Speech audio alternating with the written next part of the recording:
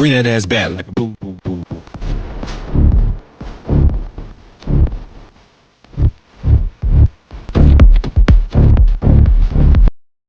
Bring that ass back like a boom, boom, boom, boom.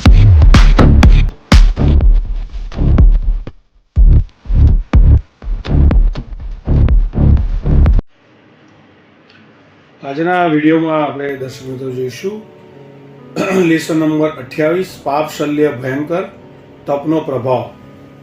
આપણે ગયા એપિસોડમાં જોયું હતું કે લલિતાંગ મુનિને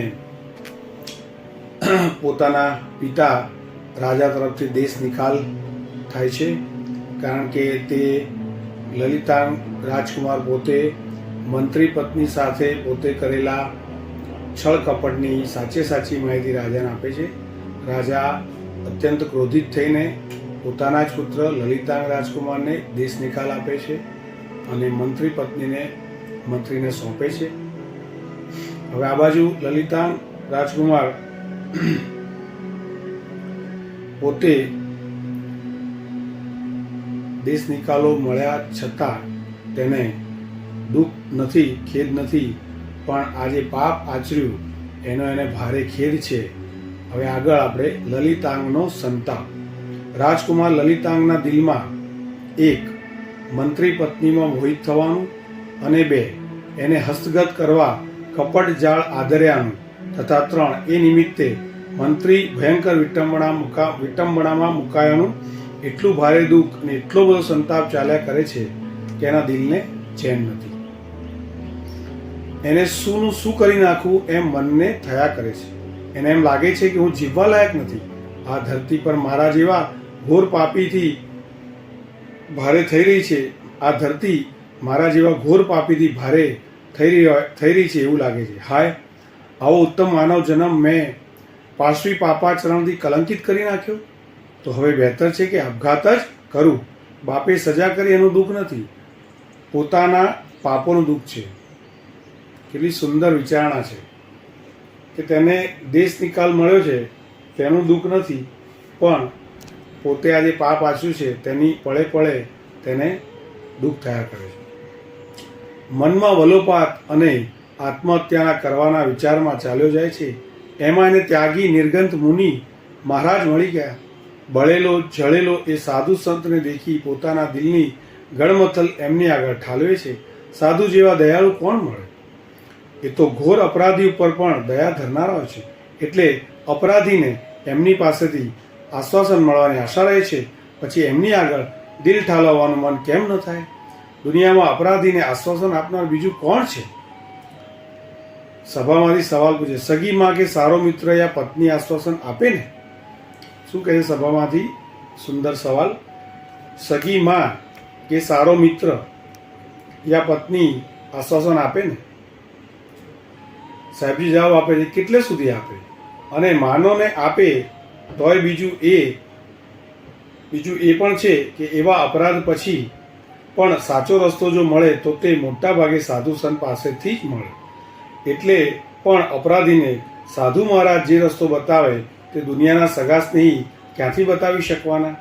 સ્વયં મોહમાં પડેલા અને મોહમય જીવન જીવનારા પાસેથી આત્માના હિતની પ્રેરણા ક્યાંથી મળે? સાધુ સંતે મોહને ફગાવી દીધો છે, એટલે જ એ બીજાને સાચો માર્ગ બતાવે છે. તેથી જ અપરાધી જીવને એમની આગળ દિલ ખોલીને પોતાના પાપ કહેવાનું દિલ થાય છે અને એ રીતે દિલ ખોલીને એ વાત કરે છે. સ્વમાન મુકાય તો જ પાપનો ઇકરાર થાય. એટલું ખરું કે પહેલાં તો પોતાના દિલમાં પાપાચરણની ભયંકરતા લાગવી જોઈએ. તે એવી કે એની આગળ પછી પોતાનું સ્વમાન પણ કોડીનું લાગે. નહીતર તો જો સ્વમાન નડતું રહે તો ભયંકર પણ પાપ સાધુ આગળ કહેવાનું મન ન થાય.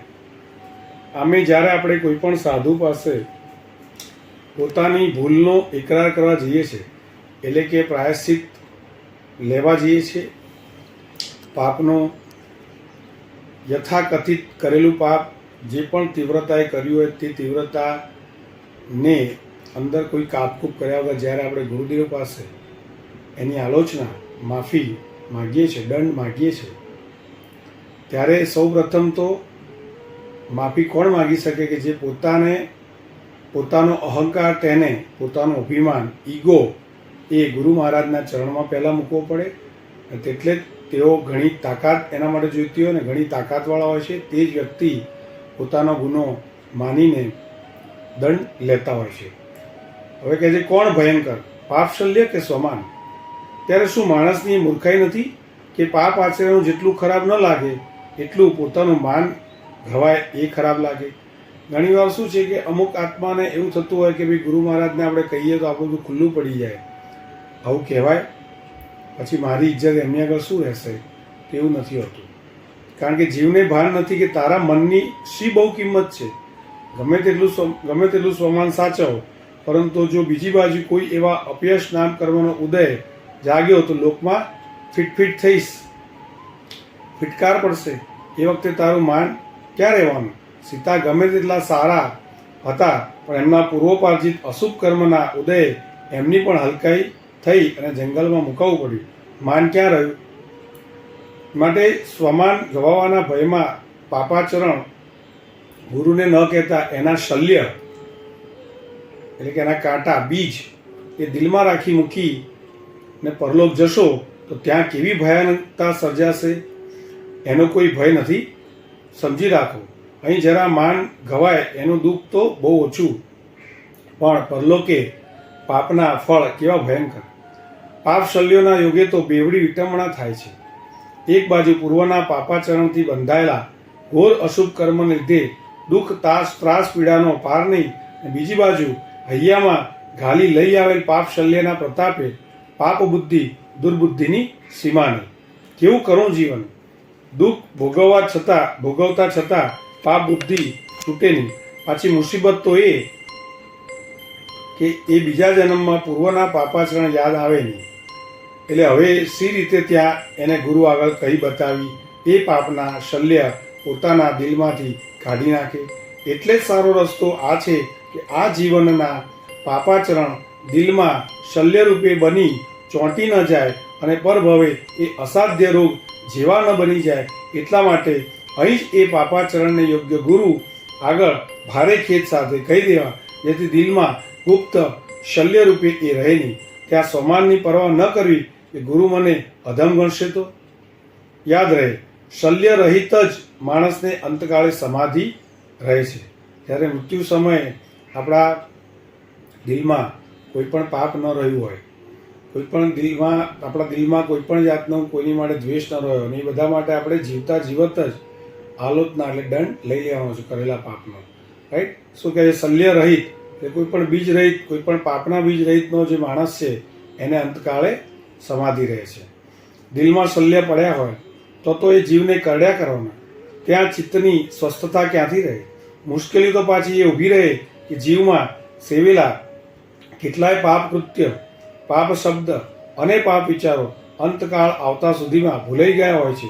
એટલે જો પાછળથી એને ગુરુ આગળ કહેવાનું રાખ્યું હોય તો યાદ જ ન આવવાથી કહી શું શકે, અને ન કહી શકે એટલે એના છુપા શલ્ય દિલમાં અકબંધ પડ્યા રહેવાના. માટે પાપ શલ્યના ઉદ્ધાર અર્થે તો દાપણનું કામ આ કે ગુરુ આગળ એને જણાવી દેવા. તરત દાનને મહાપુણ્યની જેમ પાપ સેવાઈ ગયા પછી એને તરત ગુરુ આગળ કહી દઈ પ્રાયશ્ચિત માગી લેવાનું. પણ એનો ઉધારો નહીં રાખવાનો, એટલે કે વિલંબ નહીં રાખવાનો, વાર નહીં લગાડવાની. જીવનમાં પહેલી સાવધાની આ કે ઝીણા પણ પાપ વિચાર, વાણી, વર્તાવનો ભારે પશ્ચાતાપ રાખી ગુરુ આગળ એનું નિવેદન, આલોચન કરી દેવું. હવે રાજકુમાર લલિતાન અહીં સાધુ મહારાજ આગળ પોતાનો દિલ ઠાલવે છે. બનેલા પાપાચરણને વિગતવાર ભારે દુઃખ સાથે કહી દે છે અને છેવટે કહે છે, ભગવંત, હું મહાપાપી હવે જીવવાને લાયક નથી. બસ આપઘાત કરી મરી જઈશ તો જ આ પૃથ્વી મારા જેવા પાપીના ભારથી હલકી થશે. સાધુ મહાત્મા એને કહે છે, ભાગ્યવાન, એ તો તું સમજે છે ને કે તે પાપ ઘોર કર્યા છે, તો તું શું એમ માને છે કે આપઘાત કરવા માત્રથી પાપ ધોવાઈ જશે? વળી આ જન્મ અને જન્માંતરોમાં જીવે કેટલા બધા પાપ સેવેલા, શું અહીં મરવા માત્રથી એ બધા પાપો નાશ પામી જશે? આપઘાતથી તું મરીશ, પણ તારા અહીંના અને ભવના જંગી પાપો કેમ મરશે? તો શું તારે એ બધાય પાપોને માર્યા વિના મરવું છે? તને ખબર છે ખરી કે પાપોના નાશ માટે ઉત્તમ જીવન એક માનવ ભાવ છે. એ હજી તારા હાથમાં છે.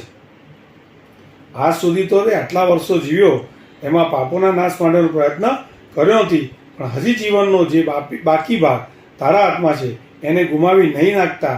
એમાં પાપોનો નાશ કરવા માટેનો પુરુષાર્થ કા ન કરે? ધ્યાન રાખ કે પાપને શું કહે છે? ધ્યાન રાખ કે પાપોને મારી મર્યો તો જીવ ન્યાલ થઈ જાય, ને પાપોને ઊભા રાખીને અહીંથી ગયો તો જીવના બેહાલ થવાના.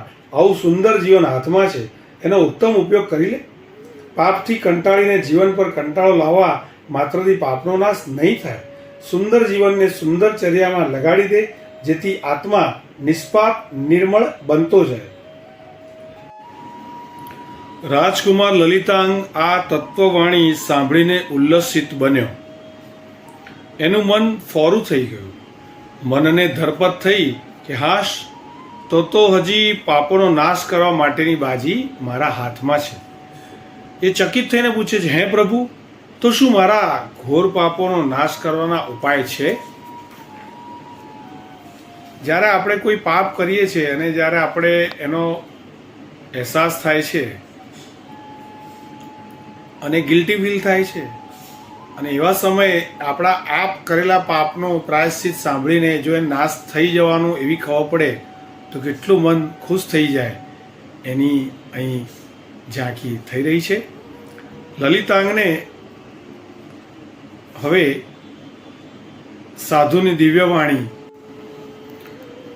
તો લલિતાંગ પૂછે છે સાધુ મહાત્માને કે ઘોર પાપો પણ ઉપાયથી કેમ નાશ પામે? સાધુ મહાત્મા કહે છે, ઉપાયનું શું પૂછે છે? એક, સેંકડો દિવસ સુધી આચળ કુચળ મન માન્યું, ખાઈ ખાઈને પેટ બગાડ્યું, શરીર બગાડ્યું હોય તોય સારા વૈદ્યના 4-6 મહિનાના ઉપચારથી સારું થાય છે ને? અરે લંઘન જેવા પર ચડી જાય તોય દોષો બળી જાય છે ને? 2, વર્ષો સુધી અવળા ધંધા કરી મૂડી ખોઈ નાખી હોય, ગરીબી વહોરી હોય તોય સવળા ધંધાથી પાછી કમાઈ થાય છે ને? 3, અભિમાનના તોરમાં કેટલાયની સાથે બગાડ્યું હોય છતાં ભૂલ સમજાતા વિનય, નમ્રતા, પરોપકાર, સેવાભાવ વગેરેથી એમના સદભાવ મેળવી શકાય છે ને? બસ એ જ રીતે સમજ કે જીવનમાં મૂળતા અજ્ઞાનતાવશ ગમે તેટલા પાપ થઈ ગયા હોય, પરંતુ સર્વજ્ઞ ભગવાને બતાવેલા ઉપાયો દ્વારા એનો નાશ કરી શકાય છે. બોલો બોલો જીને શાસન દેવ કી જય. તો એવા પ્રભુ મળ્યા પછી મરવાનું શું કામ? કે એમણે બતાવેલા ઉપાયમાં લાગી જવું. મરવાનું કરું કે તેમને બતાવેલા ઉપાયમાં લાગી જવું. કર્મરોગ કાઢનાર ધન્વંતરી પ્રભુ એ વિતરાગ ભગવાન અનંત જ્ઞાની છે, મહાન ધન્વંતરી વેદ છે, ને કર્મરોગ કાઢવાના સચોટ ઉપાય જાણે છે તથા જગતને એ બતાવે છે. એ ઉપાયો એ પ્રભુએ સ્વયં પોતાના જીવનમાં અજમાવ્યા છે, અને એથી જ પોતે સર્વ પાપોનો નાશ કરીને વિતરાગ સર્વજ્ઞ બન્યા છે.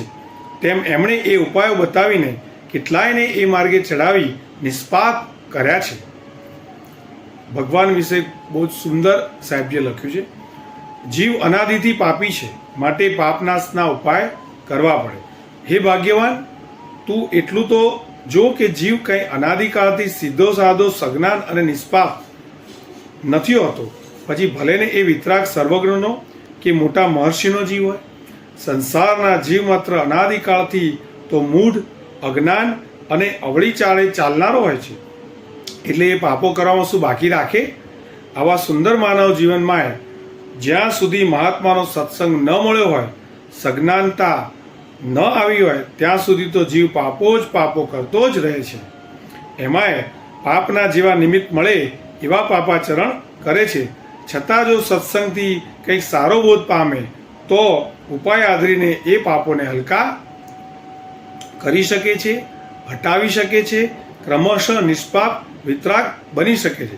કદાચ કોઈએ આ જીવનમાં એવા ઉગ્ર પાપો ન કર્યા હોય, તેથી શું એમ માનો છો કે એણે પૂર્વજીવનોમાં પાપ નહીં કર્યા હોય? જો કરેલા હોય તો શું એ બધા નાશ જ પામી ગયા? ના, જંગી પાપો ઊભા છે. છતાં ઉપાયો આધરીને જન્મ જન્માંતરના પાપોનો નાશ કરી શકાય છે.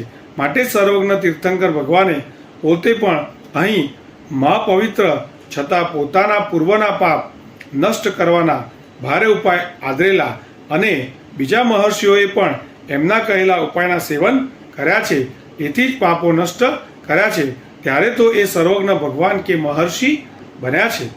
બસ સુબુદ્ધ જીવ આ વસ્તુ પર શ્રદ્ધા કર અને ઉત્સાહ લાવ કે હું પણ ઉપાયોમાં ભગીરથ પુરુષાર્થ કરી મારા પાપ તોડી નાખીશ. હજી જીવન હાથમાં છે ત્યાં સુધી આ બધું શક્ય છે, ત્યાં સુધી આ બહુ શક્ય છે.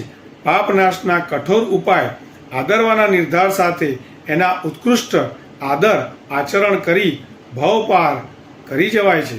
લલિતાંગ રાજકુમારને મહાત્માની હૃદયસ્પર્શી વાણી સાંભળી નવ ચૈતન્ય આવ્યું, ઉલ્લાસ પ્રગટ્યો, મન ફોરું ફોરું થઈ ગયું.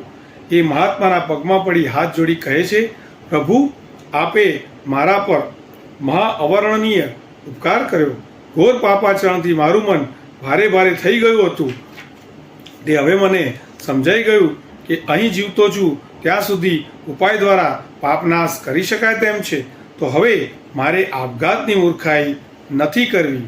પાપાચરણનો ઉલ્લાસ હતો એના કરતાં મને અધિક ઉલ્લાસ હવે જીવતો રહી પાપનાશના ઉપાયો અજમાવવાનો જાગ્યો છે.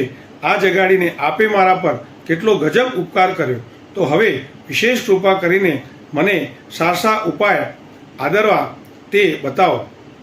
હવે સાધુ મહાત્મા લલિતાંગ રાજકુમારને પાપનાશના 5 સચોટ ઉપાયો બતાવે છે, તેની આપણે વાત કરીશું. સાધુ મહાત્મા એને માર્ગનો જિજ્ઞાસુ જાણી ઉદ્ધારનો માર્ગ બતાવે છે. કહે છે, પહેલો સચોટ ઉપાય છે ભવ નિર્વેદ. જો ભાઈ પહેલાં એટલું નક્કી કર કે આ સંસાર પાપોનું ઘર હોવાથી તદ્દન નિસ્સાર નિર્ગુણ નિરઉપકારી છે, આપણા આત્માનો અપકારી છે, માટે રહેવા લાયક નથી. એમ એના પર ગ્લાની અરુચિ અબહુમાન ઊભું કર. આને ભવ નિર્વેદ યાને સંસાર વૈરાગ્ય કહેવાય. પછી સંસારમાં ગમે તેવા મોટા લચબચ દેવતાઈ સુખ પણ મળતા હોય તોય તે નાશવંત હોવાથી અને રાગ દ્વેષાદી પાપોથી કલંકિત હોવાથી એના પ્રત્યે પણ ગ્લાની અરુચિ અભાવ જ ઊભો રહેશે. પાક્કો ભવ નિર્વેદ હશે તો જ સાધના કરતી વખતે પ્રલોભનો કે કષ્ટને ભયને એ નગણ્ય કરાશે. કેમ કે હવે તો પોતાની કાયા પર પણ નિર્વેદ છે. બીજું છે સમ્યક દર્શન. પહેલું હતું ભવ નિર્વેદ, બીજું સમ્યક દર્શન. આની સાથે એ નક્કી કર કે આવા સંસારને તથા અનંત કાળને પ્રત્યક્ષ નિહાળી એના ઉચ્છેદ માટે સચોટ માર્ગ પણ પ્રત્યક્ષથી જોઈ જગતને એ સંસાર અને એના ઉચ્છેદનું યથાસ્થિત સ્વરૂપ કહેનાર કોઈ હોય તો તે વિતરાગ સર્વજ્ઞ છે. એ ભગવંતના વચન ટંકશાળી છે, સર્વ સત્ય છે, આત્માના એકાંત કલ્યાણને કરનારા છે. અને એમ નક્કી કરી સર્વજ્ઞ વચન પર સર્વે સર્વા શ્રદ્ધા કર કે આજ સાચા અને આજ હિતકર. આને સમ્યક દર્શન કહેવાય. તો સમ્યક દર્શનની વ્યાખ્યા શું થઈ? પ્રભુના વચન જે છે તેના પરની શ્રદ્ધા, કે આ જ વચન સાચા છે અને આ જ મારા આત્માના હિતકારી છે. તો આવું જ્યારે આપણને થાય ત્યારે સમજવાનું કે આપણને સમ્યક દર્શન થયું. પહેલું ભવ નિર્વેદ, બીજું સમ્યક દર્શન, ત્રીજું છે સમ્યક ચારિત્ર. આ નક્કી કરીને એ સર્વજ્ઞ ભગવંતે ઓળખાવેલા નાના મોટા સમસ્ત પાપ વ્યાપારોનો યાને માનસિક, વાચિક, કાયિક સઘળી પાપ પ્રવૃત્તિઓનો તથા હિંસા, જૂઠ, ચોરી, મૈથુન, પરિગ્રહનો સર્વથા ત્યાગ કર. એ કરું નહીં, કરાવું નહીં, બીજા કરે એમાં લેશ પણ સંમતિ, રાજીપો, ભાગ લાગો રાખવું નહીં. આવી જીવનભર માટે પ્રતિજ્ઞા કર. આને સમ્યક ચારિત્ર કહેવાય. ચોથું છે સમ્યક જ્ઞાન. પછી જીવન એવું જીવવાનું કે એમાં લેશ પણ એ ત્યાગ કરેલ પાપનું મન, વચન કે કાયાથી આચરણ થાય નહીં. પછી એ ચારિત્ર જીવનમાં કંઈ કામ તો કરવાનું જ રહેશે, નહીં તો નવરું મન નખો જ વાળે. તો કામ શું કરવાનું? તો કે કામ આ કરવાનું કે સર્વજ્ઞ ભગવાને ઉપદેશેલ શાસ્ત્રોનો સ્વાધ્યાય કરવાનો, એનું પઠન, અધ્યયન, ચિંતન મનન કરતા રહેવાનું. આને સમ્યક જ્ઞાનની આરાધના કહેવાય. પાંચમું છે સમ્યક તપ. પહેલું ભવ નિર્વેદ, બીજું સમ્યક દર્શન, ત્રીજું સમ્યક ચારિત્ર, ચોથું સમ્યક જ્ઞાન અને પાંચમું સમ્યક તપ. એની સાથે બાહ્ય અને આભ્યંતર છ પ્રકારનો તપ આરાધવાનો. આ આરાધનાને સમ્યક તપ કહેવાય. બાહ્ય તપમાં અનશન, ઉણોદરિકા વગેરે ગણાય. આભ્યંતરમાં પ્રાયશ્ચિત, વિનય, વૈયાવચ આદિ આવે. એમાં જેટલી તારી તાકાત એ પ્રમાણે તપ આચરવાનો. શક્તિ જરાય ગોપવવાની નહીં, એટલે કે શક્તિ હોય તો પણ કોઈ બહાના કાઢીને નહીં કર્યું એવું નહીં. વધારે પડતો પણ પરમાત્મા તપ ને બધું શક્તિથી વધારે કરવાનું પણ ના પાડે છે, શક્તિથી ઓછું કરવાનું પણ ના પાડે. યથાશક્તિ કહે છે. માટે જેટલું આપણે થાય તેટલું કરવું જોઈએ. આ વૈરાગ્ય, સમ્યક દર્શન, સમ્યક જ્ઞાન, સમ્યક ચારિત્ર અને સમ્યક તપ એ પંચવિધ મોક્ષ માર્ગ છે. અને એની આરાધનાથી નવા કર્મબંધ અટકી જૂના જન્માંતરના બંધાયેલા કર્મોનો વિધ્વંસ એટલે કે નાશ થઈ જાય છે. એમ વિધ્વંસ થતાં થતાં અંતે આત્મા સકલ કર્મથી રહિત બની મુક્ત થાય છે. આત્માનો શાશ્વત મોક્ષ થાય છે. આવા ઉચ્ચ માનવ ભાવમાં આ નહીં થાય તો બીજા કયા ભાવમાં આ થઈ શકવાનું? હે મહાનુભાવ, તું એ જો કે આત્માએ સંસાર, રાગ, મિથ્યાત્વ, અજ્ઞાન, પાપ પ્રવૃત્તિઓ અને આહારાદિ તથા ક્રોધાદિ સંજ્ઞાઓ દ્વારા જ કર્મ ઉપાર્જેલા છે. એટલે હવે એનાથી વિપરીત માર્ગે ચાલવાથી કર્મોનો ઉચ્છેદ થઈ જાય એ સહજ છે. એ ન્યાયયુક્ત છે કે જે કારણે સંસાર એનાથી વિપરીત કારણોએ મોક્ષ થાય. જે કારણે સંસાર થાય એનાથી વિપરીત કારણોએ મોક્ષ થાય. એ વિપરીત માર્ગ તે આ વૈરાગ્ય, સમ્યક દર્શન, જ્ઞાન, ચારિત્ર, તપ. હજી જીવન આત્મા છે ત્યાં સુધી આ માર્ગનું ઉચ્ચ કોટીનું આરાધન કર અને એથી સર્વ પાપ, સમસ્ત કર્મ અને સંસારનો ઉચ્છેદ કરી મોક્ષની મંગળમાળાને વર. આ રીતે એ લલિતાંગને ઉત્સાહ વધારે છે. સાધુ મહાત્માની આ વેદક દિવ્યવાણી સાંભળી લલિતાંગ રાજકુમાર ખૂબ જ પ્રભાવિત થયો. વળી એને આશ્વાસન મળ્યું કે ફિકર નહીં, ત્યારે ભલે પાપ ભારે આચરાઈ ગયા છે છતાં આ માર્ગે ચાલીને મારા સર્વ પાપ, સર્વ કર્મોનો નાશ કરી શકાશે.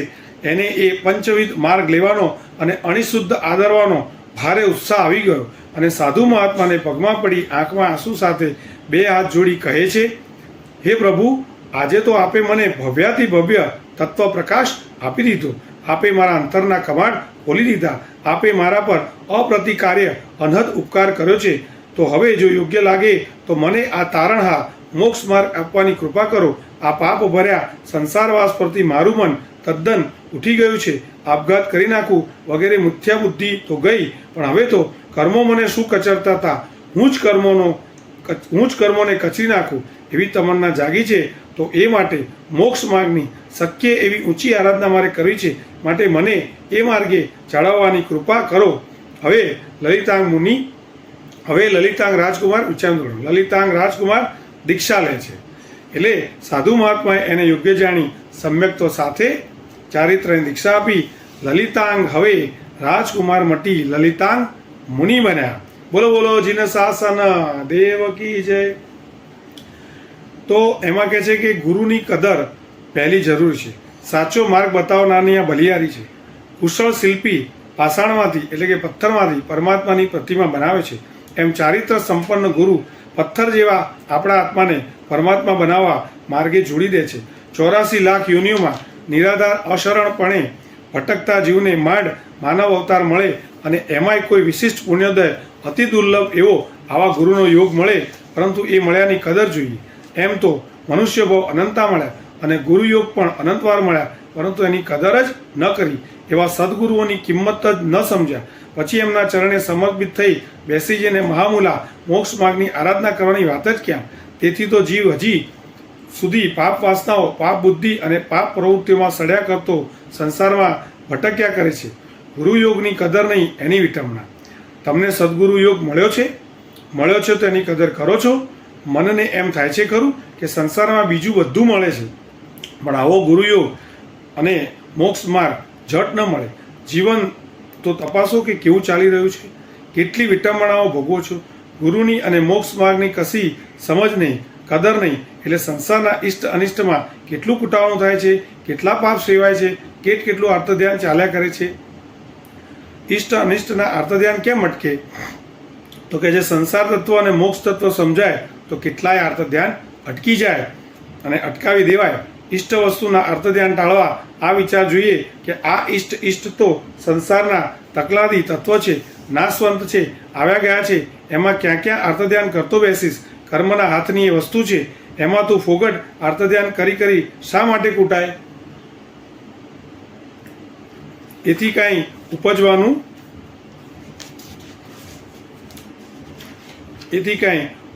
નથી. ચાલવા દે, કર્મ એનું ચલાવે, તું તારું તત્વચિંતન ચલાવ. અનિષ્ટનું આર્તધ્યાન ટાળવા માટે આ વિચાર કરવાનો કે અનિષ્ટ એ મારા પૂર્વના કર્મના હાથની વસ્તુ છે, એનું અર્થધ્યાન સારું કરવું. તું જો સાવધાન હો, તત્વચિંતનમાં રમતો હો અને બહાર પ્રત્યે ઉદાસીન હો, તો અનિષ્ટથી તારા આત્માનું શું બગડે છે? અનિષ્ટ આવ્યું એટલે બહારનું તો બગડ્યું, પણ તું તારા હાથે કરીને આર્તધ્યાન કરી કરી અંદરનું તારા આત્માનું શા સારું બગાડે? એમ બગાડ્યા કરવાથી તારો કદી મોક્ષ નહીં થાય. મોક્ષ તો અનંત જ્ઞાન દર્શન ચારિત્ર સ્વરૂપ છે. એ લાવવું હોય તો અહીં થોડા પણ જ્ઞાન દર્શન ચારિત્ર તપની જ ચિંતા રાખ. સંસાર તત્વ અને મોક્ષ તત્વ સમજાવો અને સમજ્યાની કદર હોય તો હંમેશા પ્રતિપળ આ સાવધાની રહે. હવે લલિતા મુનિ ચારિત્ર લઈને મચી પડ્યા આરાધનામાં. નિત્ય ગુરુ સેવામાં રહી જ્ઞાન યોગમાં શાસ્ત્ર અધ્યયન ચિંતન મનન કરવા સાથે મહાવ્રતોનું અણિશુદ્ધ પાલન અને 12 પ્રકારના તપની ભવ્ય આરાધના કરે છે. પછી તો યોગ્ય જાણી ગુરુ એમને ઊંચા અભિગ્રહોથી યુક્ત કઠોર ચારિત્ર તપની આરાધના સાથે એકલા વિચરવાની પણ અનુજ્ઞા એટલે રજા સંમતિ આપે છે. પાપની હોશ કરતાં વધુ કર્મની હોશ. લલિતા મુનિને ભારે હોશ છે કે જો પાપ સેવામાં બાકી રાખી નથી તો હવે ચારિત્ર અને તપની તક મળ્યા પછી એ સેવામાં શું કામ બાકી રાખવું? જેટલી હોશ અને જેટલા જોશથી પાપ કર્યા છે એથી પણ વધુ હોશ અને વધુ જોશથી ચારિત્ર અને તપની સાધના કર્યા વિના એ પાપો કઈ રીતે જાય? માટે જો પાપ કરતા આવડ્યા તો હવે આ સાધના કરતા પણ આવડે છે. ભગીરથ આરાધું અને તન મન અને કર્મોને તોડી નાખવું એ ભાવથી લલિતાંગ મુનિ ઉગ્ર ચારિત્ર તપની સાધનામાં લાગી ગયા. હવે એવું બને છે કે લલિતાંગ મહર્ષિ દેશો દેશ વિચરતા સહજ ભાવે એક એવા નગરમાં આવી ગયા કે જ્યાં એક અસંમત નામનો નાસ્તિક રહે છે. મૂળ એ એક ધનાઢ્ય માણસનો છોકરો, પણ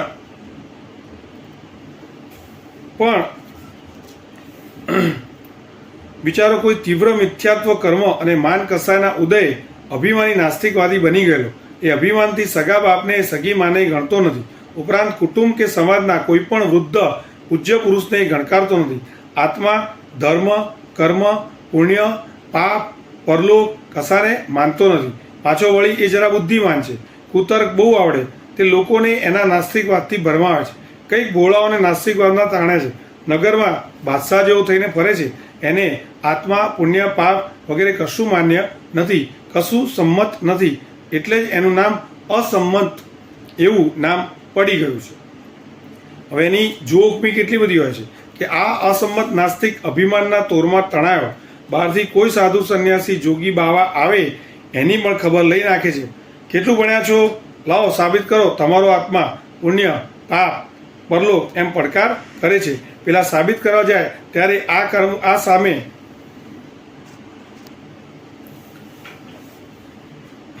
હવે જ્યારે બી આ ધર્માત્માઓ કંઈ સાબિત કરવા જાય ત્યારે આ સામે અસંમત નાસ્તિક છે કુતર્કોની જડીમાર વરસાવે છે. એટલે પેલાઓને આ પથરાને સમજાવવો અશક્ય જાણી પછી મૌન પકડવું પડે છે. આપણે પણ સંસારમાં જોતા હોય ઘણા લોકો એટલા બધા નાસ્તિક હોય છે, ધર્મને માનતા નથી, અને જ્યારે ખબર પડે કે આપણે નાનો પણ ધર્મ કરીએ છીએ એટલે આપણી એક ખિલ્લી ઉડાવે છે, મસ્કરી કરે છે, અને તો તેની સામે શાસ્ત્ર પણ એમ કહે છે કે આવા વ્યક્તિઓથી દૂર રહેવું અને મૌન પકડી લેવું. બરાબર? એમ એ અસંમત નાસ્તિક બેતાજ બાદશાહ જેવો થઈને ફરે છે, કંઈકને ઊંધા માર્ગે દોરે છે. કોણ રોકે એને? શ્રીમંત છે, કોઈની પરવા નથી, જડબાના જોરે ફાવે તેમ લવારો કરતો ફરે છે. નાસ્તિકતામાં ટૂંકી બુદ્ધિ આદિની ગુલામી છે. પુણ્યના યોગે શ્રીમંતાઈ મળી, જીભડીનું જોર મળ્યું, બુદ્ધિ શક્તિ મળી, એથી શું કરવાનું?